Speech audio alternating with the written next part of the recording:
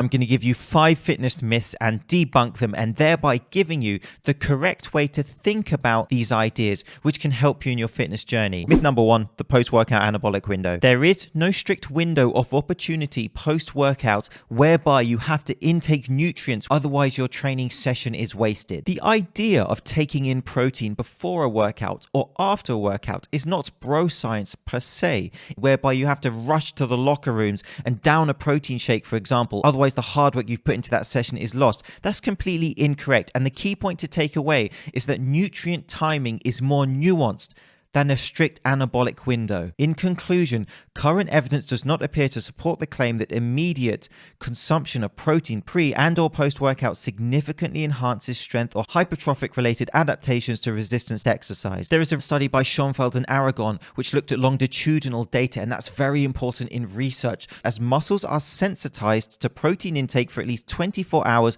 after a training bout. And so this is their recommendation based on the current body of evidence. To maximize muscle hypertrophy, consume high quality protein at a dose of 0.4 to 0.5 grams per kilogram of lean body mass, both pre-exercise and post-exercise, within about 4 to 6 hours of each other. And much of this nonsense is projected by people in the supplement industry who thereby sell these supplements which are convenient for your anabolic window. Let's go with the need to feel muscle soreness after a workout for effective muscle growth. DOMS, the delayed onset of muscle soreness, which is caused by the eccentric contraction of a lift. However, the key point is that muscle soreness, DOMS, is not a key indicator for muscle growth. If you don't feel muscle soreness after your sessions, it doesn't mean your session was not effective.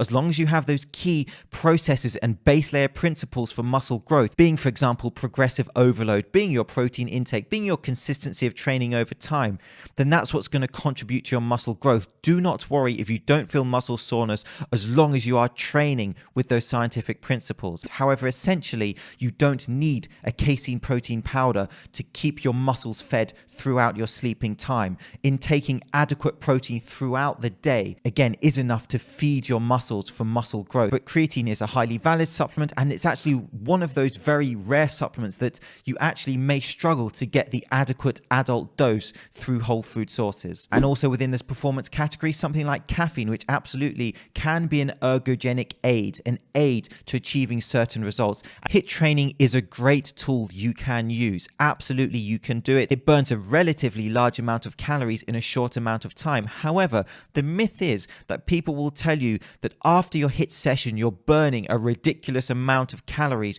just by doing nothing due to the high intensity of that workout.